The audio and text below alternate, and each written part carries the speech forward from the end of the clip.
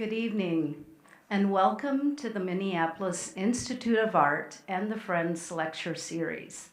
My name is Barbara Proschel, and I'm president of the Friends of the Institute. Thank you for coming to join us this evening. I think we have both endured and tried to embrace this recent cold spell. Fortunately, our speaker, Deborah Roberts, was not daunted by our freezing temperatures, and she actually flew in from Texas yesterday afternoon. Yay! So Deborah will be in conversation with MIA curator Leslie Ureña. But first, a word from our sponsor. This lecture is presented by the Friends of the Institute and made possible by a generous grant from the Mark and Mary Goff Fitterman Fund. And you'll note some upcoming Friends events up on the screen. On the 21st and 22nd, our book club discussion and tour. March 5th, we have a members outing to the Violin Guild of America. And our March 9th lecture, 2 o'clock on a Sunday, with Professor Andy Barnes, who will speak about Mesoamerica. And that comes with our pre-lecture tours. And then looking ahead, it seems far ahead right now, but looking ahead to spring, please mark your calendars for Art in Bloom, which will take place from April 24th to 27th. And now just some quick housekeeping items. Please wait for the microphone to be passed to you during the question and answer period.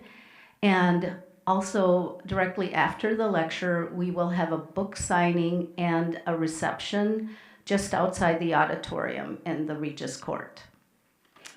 And now I would like to introduce Casey Riley, who will in turn introduce Leslie Ureña and Deborah Roberts. Dr. Casey Riley chairs MIA's Department of Global Contemporary Art. She oversees the research, exhibition, and publication of MIA's renowned collection of art made after the year 1970. Casey joined MIA in 2018, and she has published widely on American art and the history of photography. You may remember Casey from her exhibition of native photography, which opened in late 23, entitled In Our Hands. Casey is also the host curator for the amazing exhibition, Giants, Art from the Dean Collection of Swiss Beats and Alicia Keys, which is coming to this museum very soon. So please help me to welcome Casey Riley to the stage.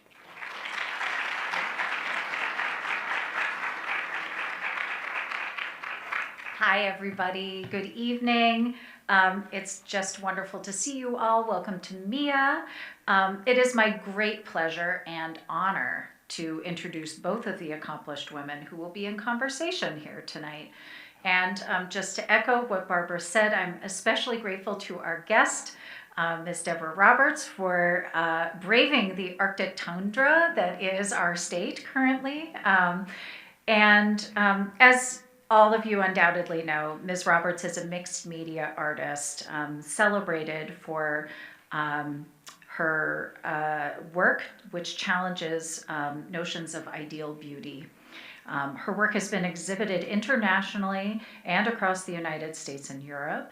Her work is held in the collections of the Whitney Museum of American Art in New York, the Brooklyn Museum, the Studio Museum, at LACMA, the Virginia Museum of Fine Arts, the Blanton, among many others. And I would be remiss if I did not say that her work is currently on view in the Global Contemporary Galleries here at MIA and will also be featured in Giants. So you're in for a treat if you want to see her work here. Ms. Roberts was selected to participate in the Robert Rauschenberg residency in 2019 and is also the recipient of the Anonymous Was a Woman grant in 2018. Pollock-Krasner Foundation grant in 2016, and the Ginsberg Klaus Award in 2014. Ms. Roberts received her MFA from Syracuse University in New York and lives and works in her hometown of Austin, Texas. She is represented by Stephen Friedman Gallery in London and Susan Vielmetter, Los Angeles Projects, California. I'm also delighted to introduce my colleague, Dr. Leslie Ureña, who is Associate Curator of Global Contemporary Art here at MIA. Since her arrival in 2023, she's curated several exhibitions, including Another Look in 23, Networks of Care in 24, Counterculture also in 2024, and co-curated with moi Domestic Idols in the same year. We were busy. And she was also the venue curator for The Shape of Time, Korean Art After 1989, which was organized by the Philadelphia Museum of Art. Prior to her arrival at MIA, Dr. Ureña was curator of photographs at the Smithsonian's National Portrait Gallery, where she co-curated the 2022 Outwin, I always say this wrong, Buchiver portrait competition. Her prior experience includes positions at the National Gallery of Art in Washington, the Museum of Modern Art in New York, and the Dallas Museum of Art. In addition, in Taipei, Taiwan, Dr. Ureña led the international team of an emerging art gallery and has published widely in the fields of photographic history and global contemporary art. She holds a BA in the history of art from Yale University and both a master's and a PhD in art history from Northwestern University. I can't wait to hear these brilliant people speak tonight. So without further ado, please welcome Deborah Roberts and Leslie Ureña.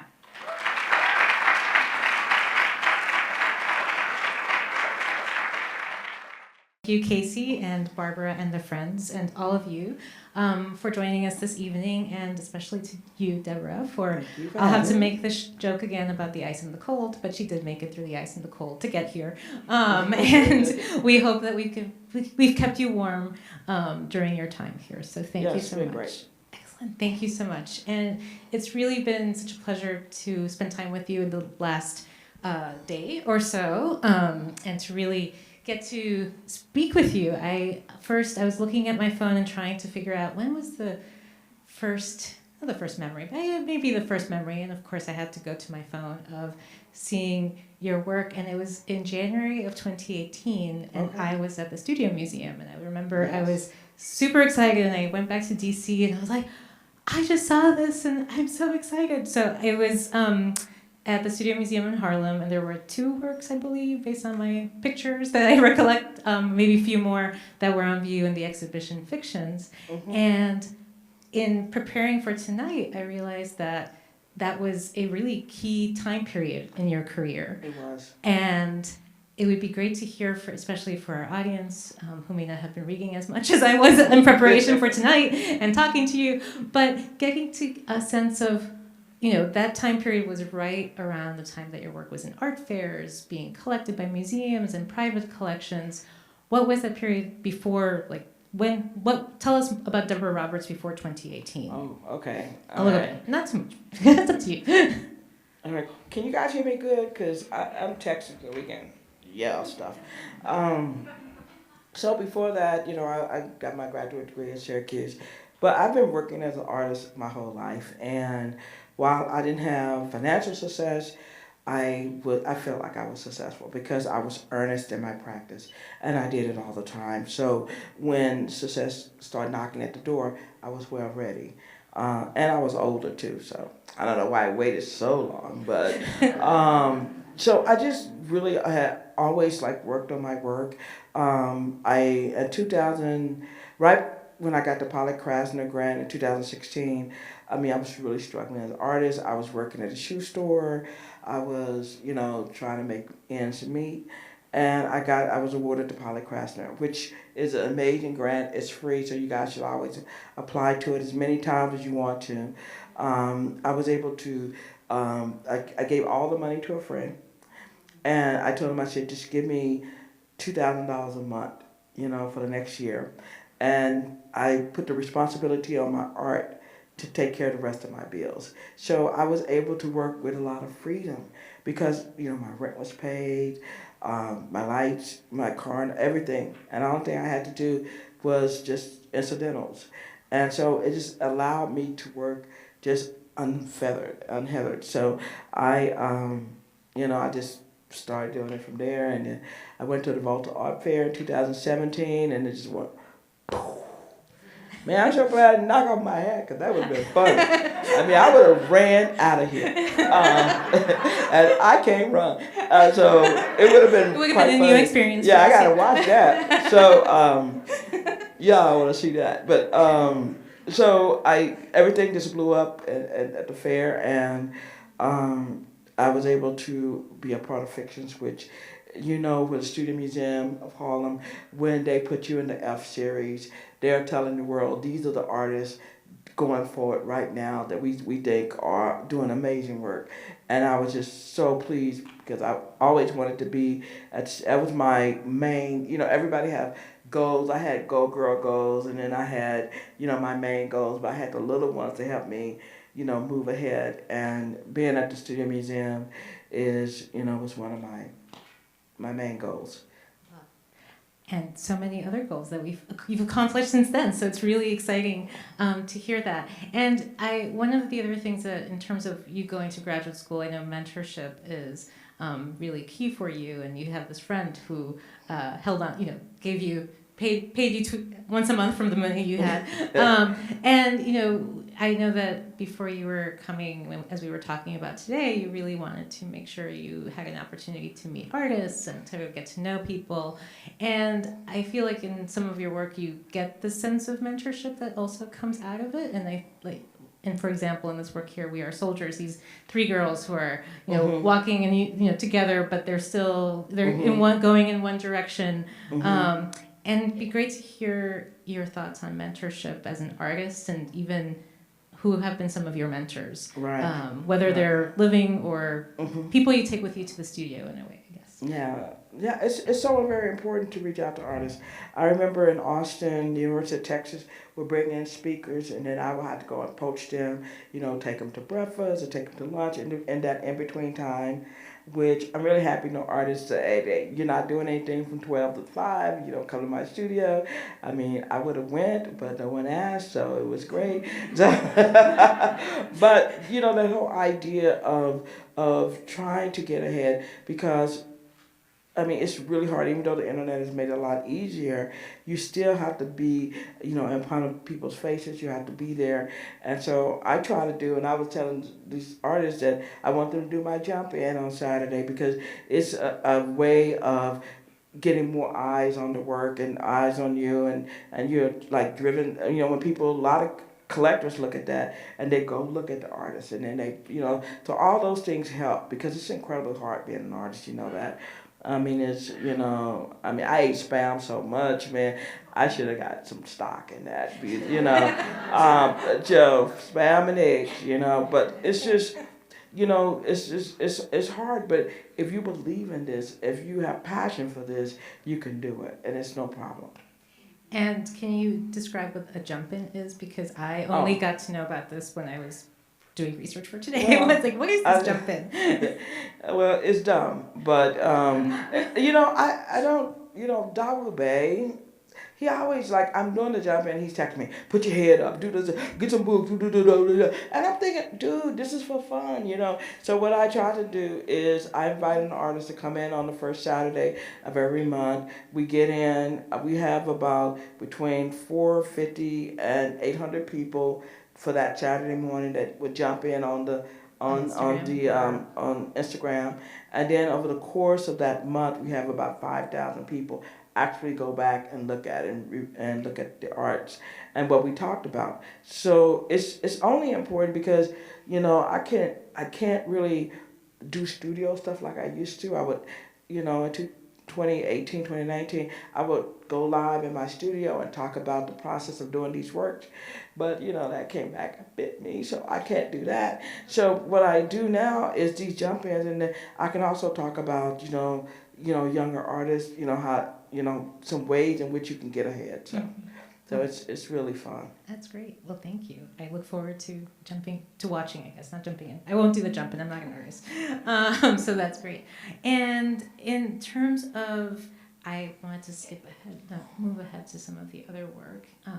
And we're going to stop on a few works as we go along, but I did want to get to the work that's currently on view up in Gallery 369, as Casey mentioned. Mm-hmm. And we'll spend a little bit of extra time on this work because we had a chance to go up into the gallery, and that, as a curator, is like the dream, to go with the artist and go talk about their work. It's great on Zoom, it's great on the phone, but it's even better in person. So you were going through this work, and I'd like to... if we can walk through this work together in terms of the composition, in terms of 2019. And we have one thing that I was unfamiliar with until I was about your work is that there was a shift before grad school, and there was a shift in terms of moving to collage, and that choice of working with collage. So maybe we can start there about why collage, what it means to you, and what you do, and then we can unpack this work together for everyone here. What do you think? So I always tell people I'm a painter. That's what I do. I used to do really big, the black romantic big paintings. And one day I was working on a very different type of painting. And it was a time when Ron Artest went into the stands. Now he's Meta World Peace. But he went in the stand, he fought some little kid or something, threw water in his face. And CNN played that over and over. Every 30 minutes they would start off the newscast with that. And the image of a big, strong black man jumping into the audience and pommeling a little white kid, it was bestiality. It was somehow, and all the work that I was doing to show black love and what black life was really about, that wasn't being projected into the world. That was. And so I decided that summer I would take a break and explore more things. And I did, and it took me about a year and a half to get to the point that the work needed more scholarship. That while I was doing, I thought was good work. Some of it was horrible, and messy. But it's like anything being born. None of us come out clean and pristine. It's dirty and filthy, and we have to be clean. And that's the way when you're creating new works. And then I kept saying, my friend went to grad school, and I said, can you send me the reading list? And Cornell West, the reader, was on that. And I read a couple of essays, and I just knew that, I needed to work harder. And so I went to grad school, and I realized that some people saw black people as this monolithic idea. While we all have some of the same shared experiences, our experiences are different. Who we are different. We are individuals, and so collage allows me to do that, to put multiple faces in, so that you can find the face that makes you feel human as this feel human. Also, I was also trying to distort it, because I think blackness at times is distorted in ways that are not always in our best interest, and so.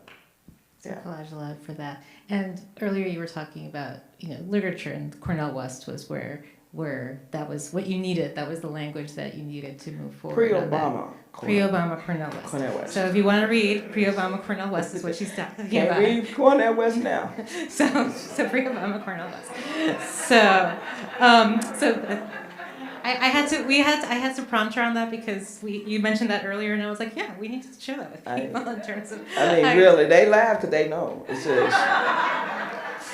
When he did the reader, it was on point. He did the black body, and it's so great. And now he's what happened?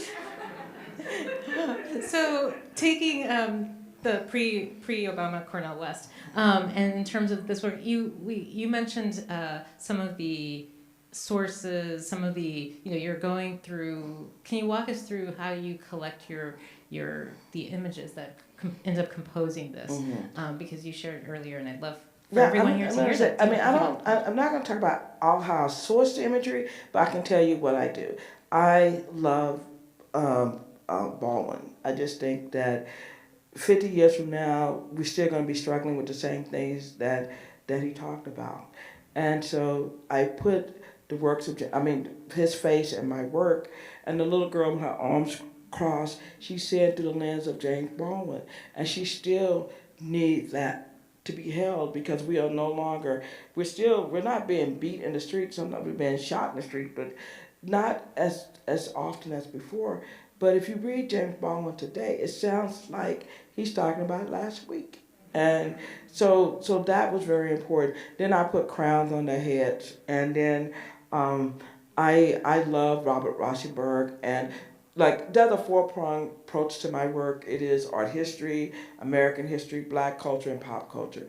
I try to add all those things in there. So when I talk about Rauschenberg and how he approached his work with printmaking and things, I thought that was very important because that's in my work. He was a white man who got a lot of success. There were Black artists working at that time, did not get all the things that he got. So I have, a Black body wrapped in Rauschenberg clothing. And then I have the little girl in the front. She's just doing a little pose, and I put those flowers on her to talk about the innocence that exists, the blooming of a woman, but she's a girl. And so one of the things I always tell people, I try to lure you in with the color and then feed you with the medicine of the work. And then hopefully that people can see that. So, and then, I told you earlier, I was talking to Kelly Rowland, and I said, lately in my pictures, I've been doing that piece. I don't know where it came from. And so I think it came because I was doing those. From the kids. Yeah. So, artists are crazy. So and then I have the little girl with the crown in her mouth, and she's like, I don't need this, and I thought this is one of my strongest pieces. This is my first big piece on paper where I put two pieces of the paper together, and I centered the girl right in the.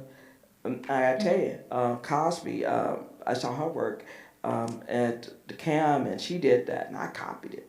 Only the paper I did, not the work. But yeah. I love the idea of like putting and gluing paper together because it only. If you get rolls of paper, well, I'm not going to talk about that, but I'm here for it, but but it's really good paper when you get, this paper is great, but it doesn't come big, so you have to kind of, glue them together.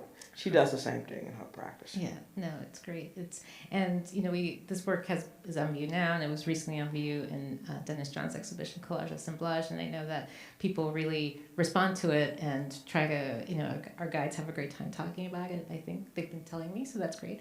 And it's really great to have it up on view while you're here as well, and including the buttons. So the buttons on this one, they're actual buttons that you can see. Right. They're three-dimensional, and then the crown also has that mixed media to expand on the mixed media and all the things that are on it. There are other materials that are also put some bling on it. Put some bling on those crowns. And the titles, this one between them. How do you get to your titles? Is it inspired? Is it when you're obviously a voracious reader, so is it from things that come together? Is it moments? Sometimes it's from books, but mostly it's from Coltrane. I love jazz. I love jazz music. When I tell people I love Artie Shaw, and they was like, Artie Shaw. It's nice. It's nice. So I get a lot of titles from jazz music, and some books. Sometimes I'm reading Toni Morrison, and she says something that catches my eye. And titles are hard. They're not easy. Yeah, no, that's why I was. And between them is something that exists between Black women, maybe women in general, but especially for Black women, that we know and we feel. We can say with our eyes, we can say with our head movements, we can say with our hands and our shoulders, and we don't have to say a word. I know. And we know, like, she's wearing some raggedy shoes or something,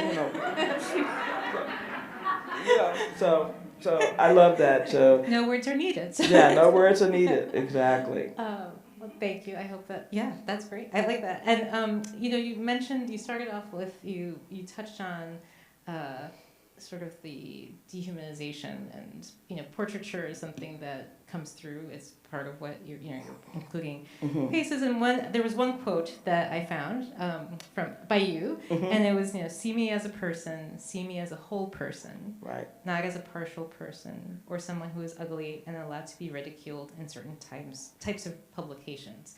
And this idea also of something that, see me as a whole human being. And I love, in terms of the collage and how you are using the different pieces of paper as you're building up, but there are also individuals or groups that are also, there's something about the group and the individual and the paper and the way that you're filling in these compositions. Would you like to share? Yeah, so many times Blackness is centered around whiteness. So the reason why I have the white space is to say that I exist in this space, that I'm an individual. I am not, owned or bothered by that white space. I move the images around in that space as they move through it.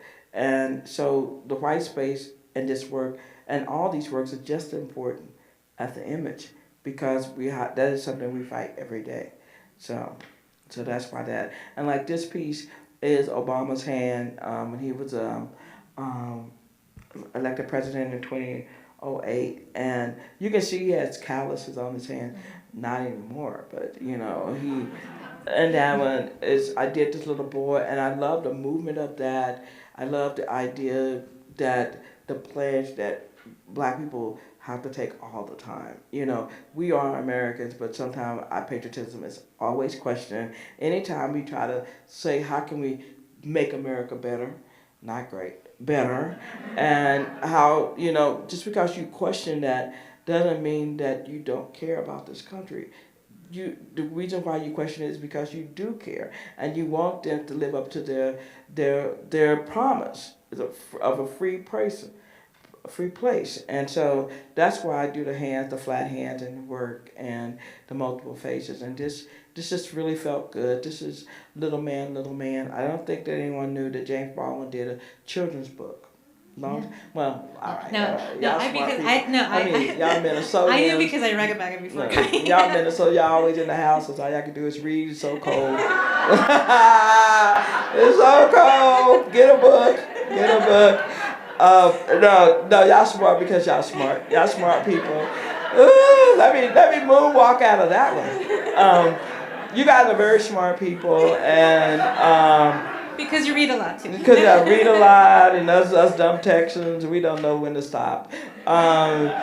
So Little Man, it was an idea of the mural, but not in that book, because in that book there's a lot of beating and stuff like that he talked about, and that's not something I wanted, to say about this work. But it kept getting catch up. This is James Baldwin, and a little boy runs away. I mean, it's really a tough book, and for a children's book, and all that. My daddy came home and beat me. It's too much. So that's not. I was saying little man, because it's a term of endearment, even for babies. You come here, little man. It's not. We know they're children. So he's not a man. He's a little boy. And that's the face of a missing child. He was, it came out, and I thought he was really beautiful. I wanted to put him in my work. And I think a year, maybe 2 years ago, they found out his mom killed him. He was missing for 10 years. And they found out that his mother was the one who killed him and buried him. And she living in Florida. And they got her, they scooped her up. She's in jail. Hope she dies there. And this was part of a mural with 5 other, was it 5 other figures? 5 other figures in that, yeah. And it was all the same, because I only saw little details, but yeah, they start with the little boy, but then the faces were different, yeah. Well, thank you for sharing that. Yeah. Well, see, that's why I tell people, you can be mesmerized by the colors. Children are easy. It's easy to approach art with children in it, but there's more to this work if you take the time to really unpack it. Obama, first Black president. This kid whose future was taken away from him. All those things. He's zipped up. He's still moving his hand. Everything. He's free in a different type of way. Thank you. And you've touched on childhood, and you're bringing in this idea of this child who had this unfortunate terrible ending, and we're here with Girlhood. There's a lot of the focus of your work has been on girls and girlhood and childhood generally, but also for a significant time girlhood. And it would be wonderful to hear more about what is it about girlhood that you wanted to why you wanted to focus on that. Yeah, I always tell people, I'm one of 4 girls in my family, and my mom used to do all our hair the same, 2 ponytails on the side, one on this side, one on the side. And, she would buy all us the same dresses, one green, purple, red, and we looked like, the same person, just a different color. And I remember when I was about 10 years old, and I asked her, can I have, another ponytail? And she put one on top and put 2 on the bottom. I went to school and they called me a tricycle. Oh. So, and it was like, okay, maybe she knew something. But it is,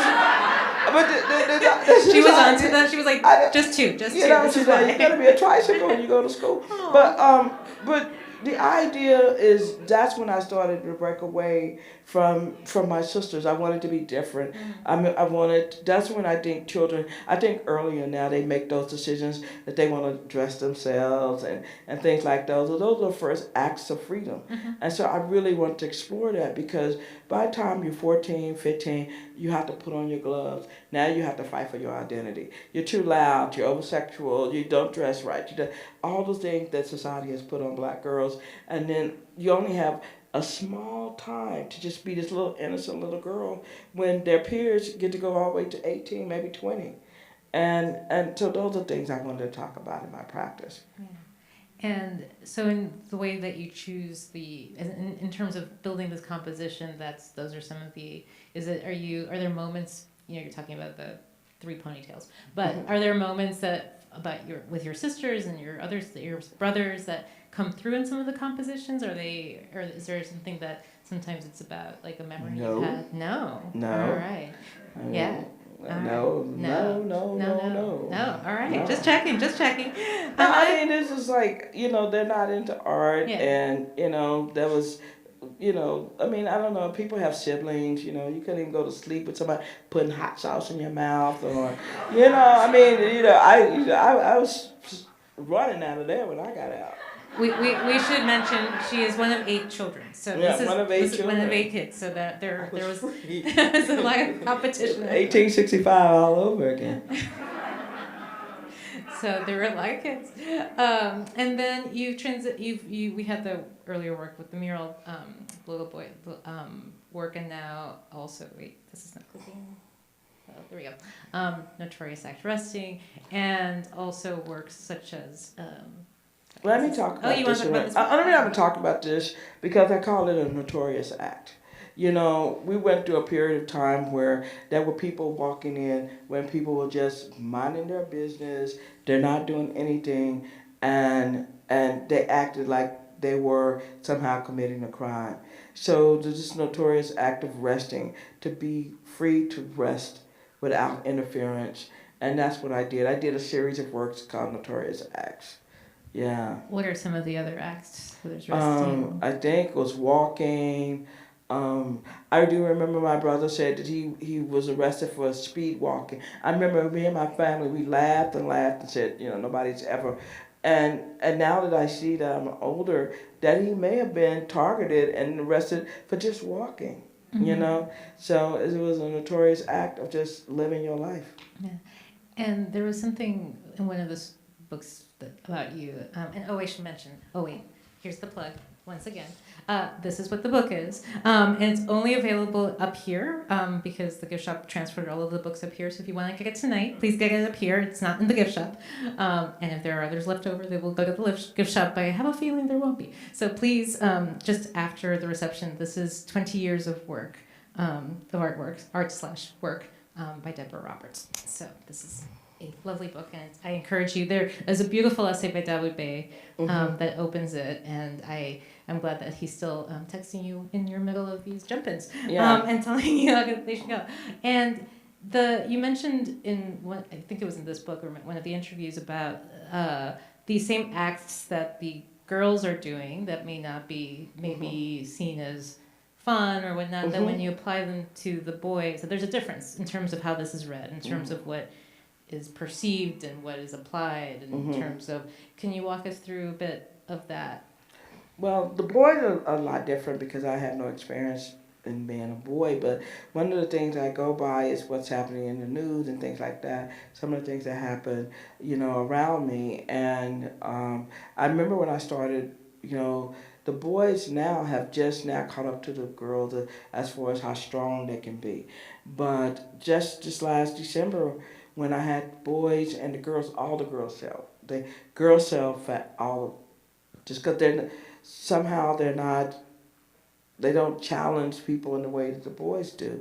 And so then, it's like, okay, if I want one, I got to get this boy.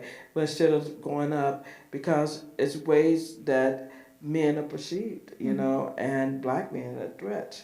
And so just to have somebody, even like this kid, he's just lounging and just his, it's just no care in the world, and somehow he can easy, like this one, a Subject America, it's just, jumping up with his hands up, just a regular kid. Yeah. And the next work that we have here is from the Nōsōma series. It's a portrait of George Stinney, and I learned about George Stinney through your work because it was in one of the Outman Bucci portrait competitions. It was one of the finalists, and then it was also acquired by the Portrait Gallery and the African American History and Culture Museum. So I wasn't working with you on the acquisition. So I'm curious how you got to know about George Stinney's story, and then can you share about his story and why George Stinney? I don't know if you guys know about George Stinney. He was a 14-year-old kid in South Carolina in 1944.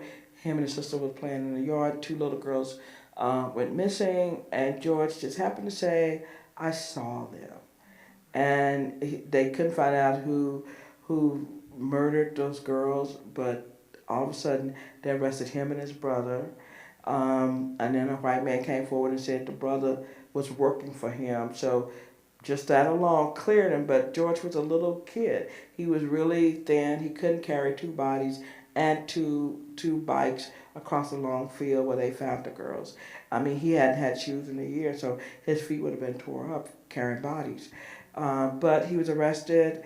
He was tried within 10 days. He was executed within 80 days. He was so small, and this is the work that they had to put in books. They had to stack books on top and put his head on. And because he was so little, when he was electrocuted, the thing fell off, and they had to do it again. And so it's just a horrible story of, and this was the youngest person killed on death row. In fact, the laws changed a little bit after that. And when I do a lot of research and listen to it, he wanted to be an artist, which really, captures me. But it's like when I hear when people talk about, they see something and it just, they're compelled to do it. And I was like, that's just a bunch of, you're just trying to sell a book. And, but when I was looking for a picture of Dr. King, because that's what I wanted to do, and George's face came up. And it's just like he was looking at me. And so I didn't care, so I just went on through it. And that night, I just wrestled with it. I mean, for that whole week, I thought about that kid, and I just said, I'm going to do one. And I did another one, and another one, and another one. And now I think I did 12, and 8 of them are in national museums. People read about George Stinney. He wasn't the artist he wanted to be, but he's in museums. And that, if I do nothing else in my life, this is it. This is the work of my career, this work. So, bravo, George, Yeah, thank you. And thank you for spending time with him and going through that history with us as well and sharing that. Because as I said, it's you were researching something else and you came across him. So it's these histories that sometimes that we miss, that they're right there, but we get we don't get to always uncover them. So thank you. And there's also a different context that you've just brought out in the art museum and how now the story continues in these other Yeah, in the collections. National Portrait Gallery, he exists. Well, he shares it. I mean, I think you guys Within the share MOC, it. yeah. Yeah, they share it with the yeah. other museum. Yeah. And thank you. Let's see, is the other, there we go.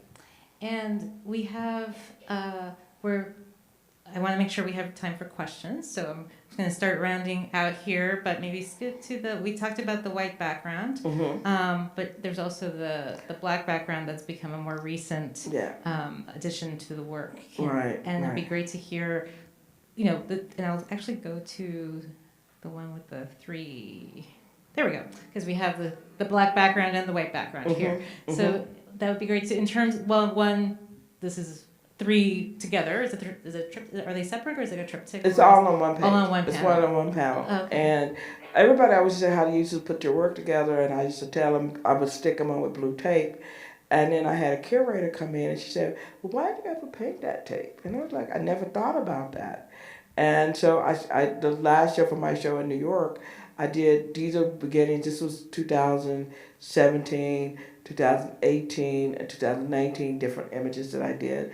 And I showed how I started it and how I used blue tape. So all the blue tape is painted, and then I thought the images worked really well here.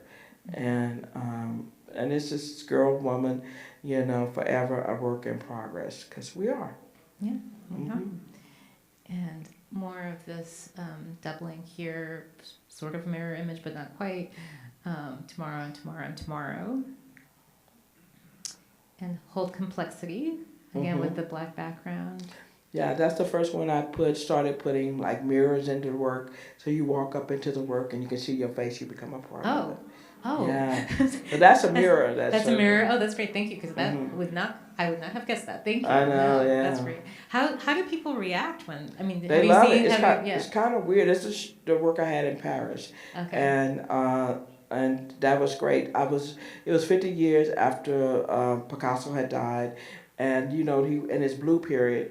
From 1900 to 1910, he went over to Africa and he just appropriated images and text. And he would say that textiles, and he would say, well, they're not doing it consciously.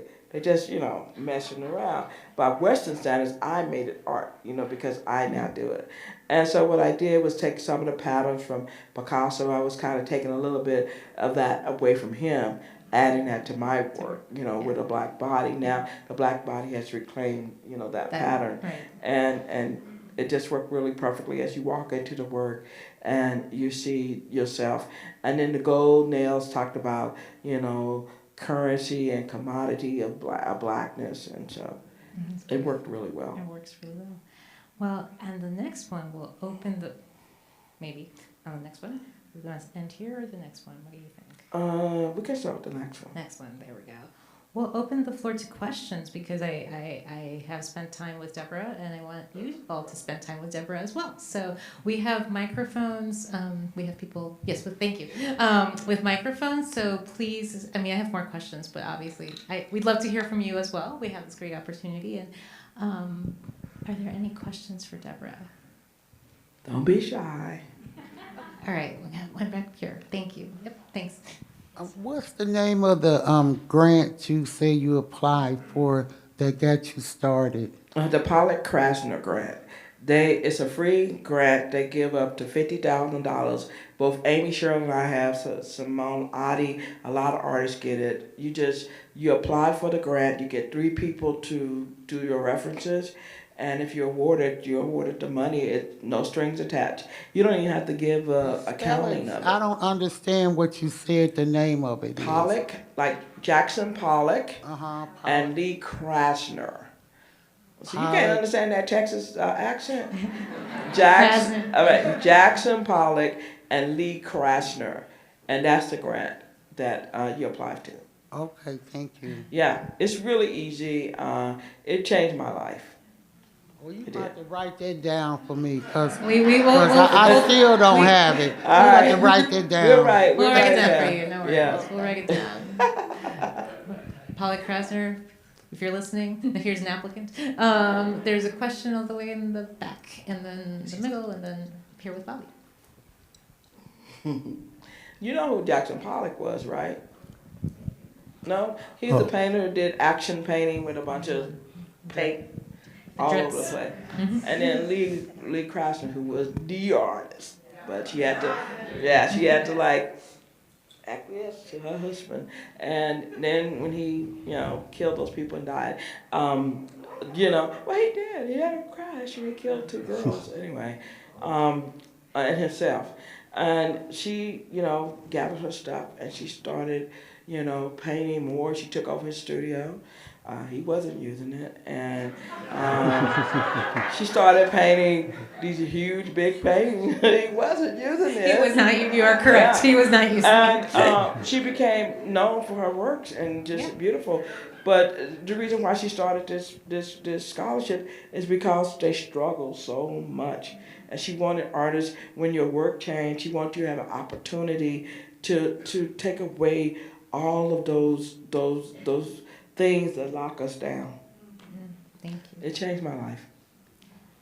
Oh, the question's back there. Yes. Oh, hi, Deborah. Thank you for the wonderful presentation. I was just wondering what's your take on past artists like Romar Beard and Jacob Lawrence. Yeah. Because obviously they use collage in their works too, and I'm a big fan of their works, and they inspire me also. Mm-hmm. Yeah, I was just talking about that. Jean Lacy, you can add her to it. You can add Benny Andrews to it. There are so many other artists out there who use collage, and collage is a great. But one of the things we have to talk about when we talk about collage, while Hannah Hawk and Romar Beard and all those guys are known for this, it is a genre. It is a medium which you grow out of. You can be influenced by those people, but put your own spin on it. You can pop up my work and it does not look like Jacob Lawrence because he did scenes of neighborhoods. He did jazz scenes. He did scenes of the Conjure Woman. He did so many other things with his work. And he never painted bodies. So while we celebrate the way he did collage is a medium. It's all over the world now. Everybody's using it, and it's amazing. So while I give homage to those people and recognize people who come before us, we have to put our own spin on this work. We have to move it by. It's an art. Now this, I always tell people, whatever work you do, whatever work anyone does in here, is an artifact of this time. This is when people come back 100 years and we know what we doing. This work is the artifact. This is going to say we were still struggling, and we probably will be still struggling 100 years from now, but they'll understand it more. Yeah, so. Thank you. We have another question in the middle of the room. Hello. I'm wondering how much say you have in how a curator writes or speaks about your work. Oh, how much information I give them so they can speak about it? Yeah. What is the process like when a curator comes to you and wants to write about your work? Wait. So you're asking me what my profits are? Process. No. Process. Oh. I mean, if you want to share that, but I don't know if you want to. I can't work for the IRS. Did your blood pressure go up there? Your phone's like, oh, no, not that. Like, oh yeah, I got this and that. My process is really easy. I have an idea. Like right now, I'm working on new works, and the process is I have to travel. I have to do a lot of research. I have to do a lot of reading. I've been to Berlin already. I have to go to Cape Town. I'm going to Amsterdam. All of these is how the black body has been seen throughout the world, and how that has hurt us, and what would we look like had the world made America accountable for slavery, enslavement. Will that gene, that trauma gene still exist? We can go from 0 to 100 if you say something that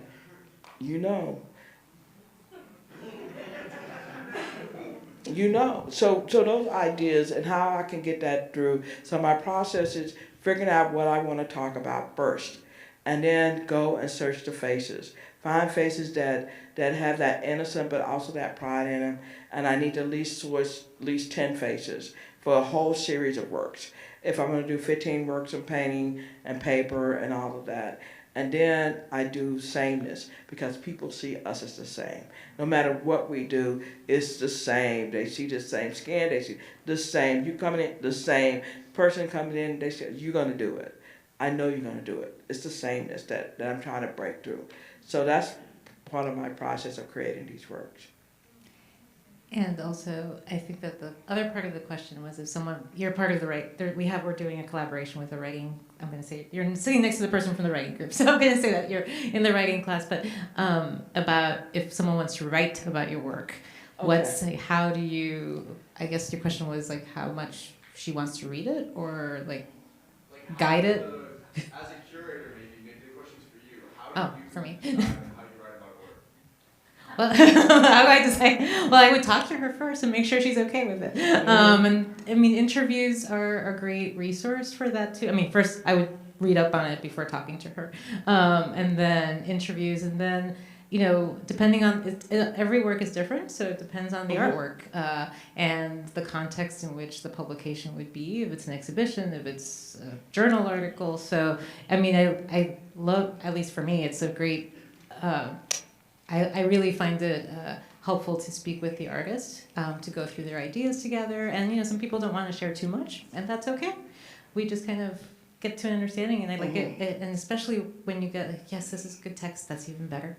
I don't know what you welcome that, I guess. Yeah, everybody has to have an artist statement. That is your thesis of your work. And it gives people nuggets into the work. And then we need curators and theorists and writers and historians to add the rest to it. Because I've had people come and write about I wasn't even thinking about that. I said, that's amazing. I'm stealing it. Then 2 weeks later, it's in my statement. And I'm happy that I thought of it. So, thank you. Yeah, it was always back there. Yeah, that's amazing.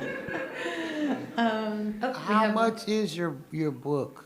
How much? How much is the book? How much is the book? I don't know how much. I mean, I'm all about the funds today. Oh wait, flip it over. I know how much the book is. I don't want to tell you. You was like, oh hell, that's too much. But it's $65. 65. 65. 65. We have a question up here in the front. Yeah, thank you both. I have a question about your relationship with Dawoud Bey. You mentioned your friendship, and Dawoud Bey, prolific photographer, seems like an amazing human being. I really want to know how that relationship or that friendship came to be, and then do you ever use any of his photographs in your work? No, I don't use him in my work. He would kill me. I'm going to tell you something. I was graduated from Syracuse. D'Asta Gates did his Black Artist Retreat. The first time I went, and it was everybody from Carrie Mae Weems to Dawoud Bey. I mean, everybody, Micheline. And I remember there just being in awe, and I saw him. I was like, taking a picture. And he said, I saw you, then that had started like that. I was fangirling. And then the way he writes so passionately about work, and he feels a lot. And I even asked him about his series he just did at the VMA about how he went to slave cabin. And I said, he said, because that would just wreck me, right? He said he had to leave it in the car and go out there just clean and shoot that work. And I said, well, when do it come back? Because it will come back. And he said, yeah, it came back. And I was depressed for a little bit. And, but he's over it. But yeah, he's great. Oh, no, thank you. Thanks. And I think we have time for one more question, 2 more questions, and then we're going to wrap it up because we want to make sure you get books and food.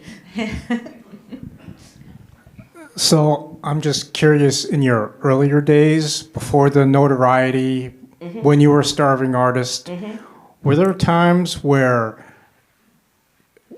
you thought that maybe this isn't right for me, you wanted to give up? And if so, how did you keep the path and the positivity and the drive to make it where you are today? Yeah, that's beautiful. I never wanted to give up. There were people who wanted me to give up. I had no plan B. That's the first thing. Don't have a plan B. I remember a friend, he said, you know, I said, I'm all in. It was too late for me to do anything, that I felt that I wanted to do anything else. But I always, remember at the beginning I said I had go girl goals? I made smaller goals, and every time I reached them, I said, go girl, go. You know, I was like, go. You just kind of hype yourself, you be hype. And then I had I Will Survive. I had music that I would play. I just, you know, when I had my first show in New York that was successful, I did David Cook, A Time of My Life. You know, those things like that always keep driving. And like I said, I wasn't successful financially, but I was a successful artist because I put it all on the table. I left it all there. And God just smiled on me one day, and I'm so happy that he did, because it could have went the opposite way, but it didn't, you know. So yeah. Thank you. Yeah, there's one more question up front. Thank you for that. And there's one more. We're gonna take one. There's one up here. She's up here. She's up here. Sorry. Up here. Yeah. I mean, I guess I could give you my microphone. Then I can't tell people where the. And we will have the book signing and the reception. So any other questions, please don't worry. We will get to them. But I'm sorry. we'll wrap it up. I'm a big paper fanatic, and you mentioned that paper that like doesn't become that isn't in a bigger size. What paper is that? Latrell. Latrell. Latrell paper.